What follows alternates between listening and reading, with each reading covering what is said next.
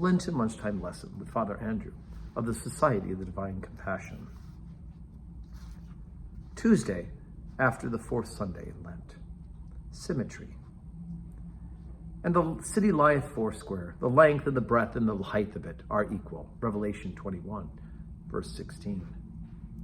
Here in our Bible, we have this wonderful vision of a mystic city, a new world in which there's a great brotherhood of nations that are all united in one family because they have become a glorious church, a humanity indwelt by God through which he carries on his creative work and through which he expresses himself in a perfect world.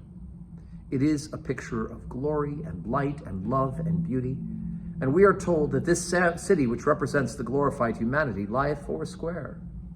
The length and the breadth and the height are equal. It does not mean it's a dull cube, but there shall be in it a note of symmetry. We are told of three figurative dimensions: the length or outward sweep of the life, the breadth or the compass and embrace, the height or upward Godward reach.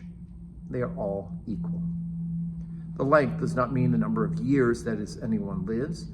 It is not the duration or time measure of life. The length represents the direction and purpose, the reaching forward of life. Life is meant to be so splendid, to have adventure in it. It should not be vague. A man should ask himself how he can best serve God and his neighbor.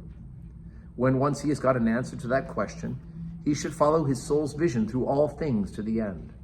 The breath represents the embrace of the life which is living for God and others, and not just for itself. Length alone might be narrow, and breadth alone might be shallow. Our religion is to be human as well as high. In many a life, the length is kept up at the expense of the breadth. A man is a good specialist, but not a good comrade. In another, the breadth is kept at the expense of the height. There's much symmetry, but not much purpose. Breadth and life and length are meant to be equal. We can never live for others unless, in a sense, we live for ourselves. We cannot help others as we should until we are ourselves the best that we can be. But one of the ways by which we can become ourselves is by helping and reaching out to others. Our lives are to be broad and kind and human, embracing all men and all things. And the height of the life is to be equal to the breadth and the length. The height is the upward reach, the soaring of the soul to God himself. If it were only long, only broad, it would not be enough. There are men whose lives are earthbound. What would the earth be without the sky? Religion is meant to be commensurate with life. There is no part of our life which it should not embrace. Indeed, our life is our religion, and our religion is our life. There are people whose lives are very splendid in the lengths to which they go, and yet they are not the best neighbors, the most restful companions.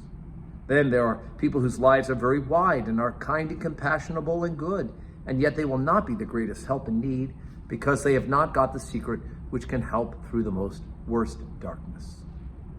The height is to be equal to the length and the breadth of the mystic city of God, according to St. John.